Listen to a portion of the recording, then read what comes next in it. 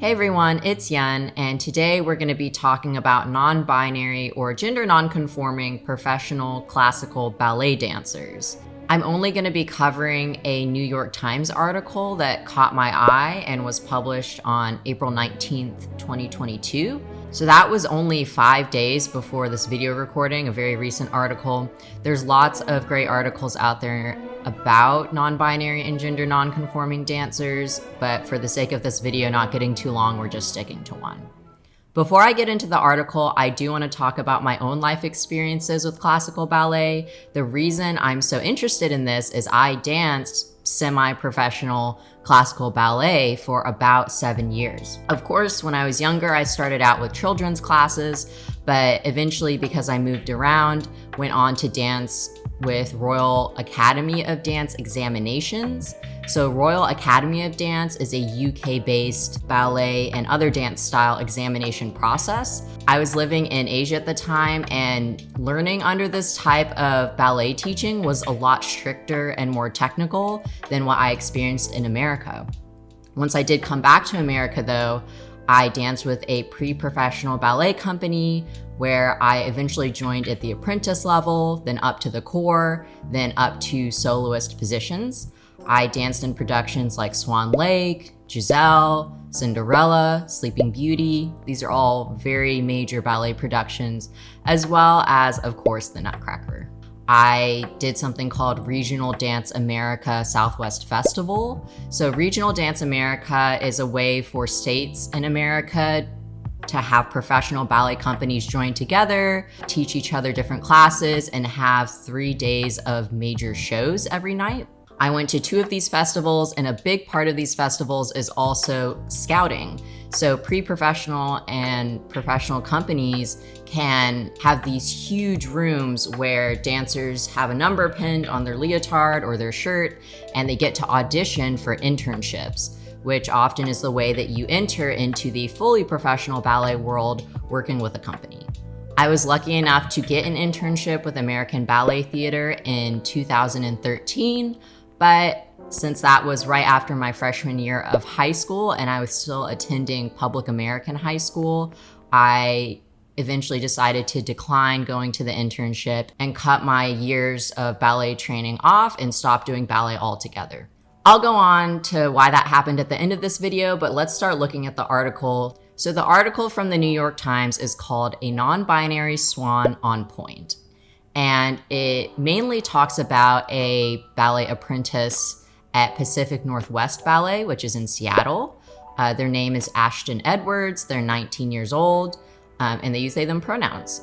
So Ashton wanted to dance on point from a very young age, but they didn't really start doing traditionally female ballet roles until they reached an advanced student level with Pacific Northwest Ballet. They began training independently on point because they were raised as a boy. They didn't receive a lot of the training that women ballet dancers receive at young ages when they start to dance on point with special shoes and special strength training and technique, because it's very easy to mess up your ankles, mess up your feet, mess up your knees if you are not dancing safely. Ashton worked with personal training and started experimenting not only with work in the ballet sense, but also with personal gender expression, with makeup and fashion, and eventually spoke with the artistic director, Peter Boal, I'm not sure how to pronounce the name. But after working with the artistic director for the company, they began studying point, I guess, with like structured classes. And also some classes had gender designations removed. The director was saying that they were trying very hard to reevaluate their curriculum and the way that their company is structured to provide more full opportunities for people of all genders. So that's really awesome. And the veteran members of the largely women ballet corps helped support Ashton once they started performing in like full productions with the company in typically female roles, and they were able to perform in the ensemble of swans in Swan Lake, and they were also able to perform as one of the little swans, of which there are 4. It's essentially 4 special swans that are designated to do a particular dance where They are linked together. The 4 dancers like cross their arms and perform this very intricate dance all together. So it's great to hear that Ashton is starting to rise from the advanced and apprenticeship level and really become integrated in the core or the ensemble. Now, Ashton is not the only non-binary or gender non-conforming dancer out there. At Pacific Northwest Ballet, there's actually another person named Silas Michael Hughes, who is 20, who has the option to dance female roles, but from what the article was saying, I don't think they actively participate in roles that require you to be on point. In other ballet studios, Bjart Ballet Lausanne. Oh, I'm butchering this name, but it's a company in Switzerland. There's a dancer named Leroy Gatele. Oh gosh. Anyways, they're 22 and non-binary as well. And at the Complexions Contemporary Ballet and Les Ballet Tocaraderos de Monte Carlo, they're known as the Trox. That second group is a all-male ballet drag troupe. There's a dancer named Maxfield Haynes, who's 25 and non-binary. It's great to hear that there's more coverage now of non-binary or gender non-conforming dancers, especially in classical ballet specifically in 2022, but this was not always the case. It's important to note there's also space to talk about people assigned female at birth, professionally performing roles that are typically assigned to males. That just wasn't the point of this specific article, but I might look into it more and do some more reading and try and find opposite examples, not to enforce a binary, but since that's the structure we start in, here we are. That's why we're talking about it.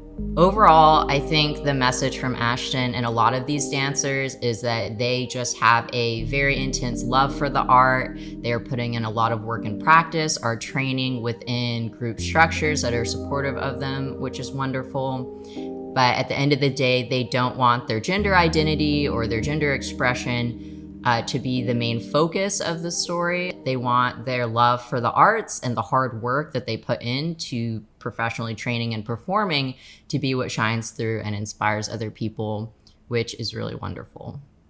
All right, to wrap up this video, I'm gonna go back to my personal stories about being a pre-professional ballet dancer. The reason that I stopped doing pre-professional ballet in high school was largely because of school pressures. Training in pre-professional ballet with the goal to eventually join a professional company is extremely time consuming. It's not impossible for people to continue going to public high school or even going on to college while also dancing ballet, but I would say it's a lot easier to continue to pursue that career if you take on homeschooling or other alternate schooling methods, just so you're not spending so much time in school and you can focus on training and performances and auditions and internships.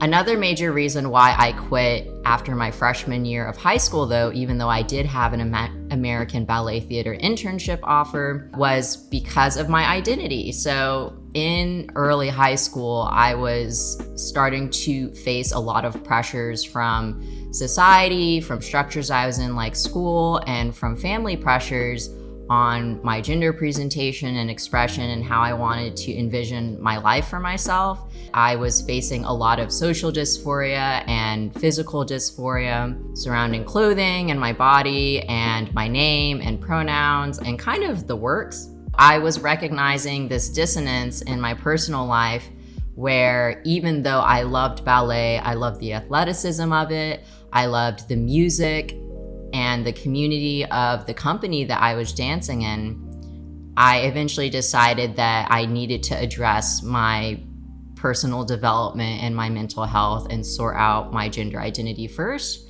And I didn't want to have to do that at the same time as putting my heart and soul into ballet as well.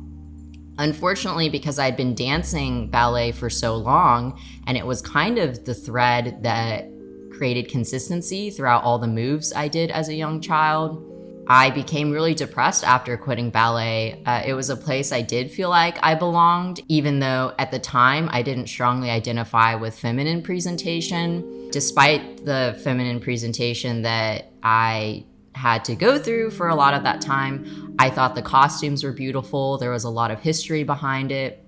And I didn't see it so much as a reflection of myself personally.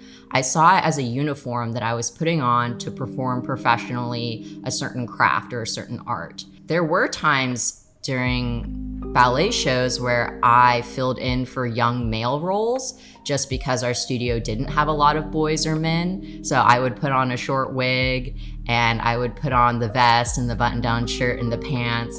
And that was really fun to do as well for the sake of acting and the sake of dance. But yeah, it's unfortunate that because I didn't feel like I had a supportive history or structure or community for my non-binary or gender non-conforming identity, I had to sacrifice something that I really loved, that I think benefited me socially and also just health-wise. I was way more fit back when I was doing dance at that rigorous pace. And I lost touch with a lot of friends that I made in the company and mentors that I looked up to, not only older dancers, but also the directors and the owners of the studio that I danced at. I think this conflict between personal life and professional life doesn't only exist in classical ballet. Of course, I think there's a lot of gender roles in professions and career paths that people have to grapple with. Hopefully, those who can afford to be out and those who can afford to be visible and mentor others and work with the people in power or the structures in power to change the system and change structures so that professional work can be more accessible to everyone who loves the work and wants to do high quality, good performance of the work can do so and make a livelihood out of it. Thanks for joining me on looking through this New York Times article and listening to me talk about dance. It's been a long time since I've thought about dance. If you want to hear me talk about other LGBT plus topics, I have a playlist. I also play indie video games that are about LGBT plus topics or are made by queer developers. Thanks for watching and see you in another video.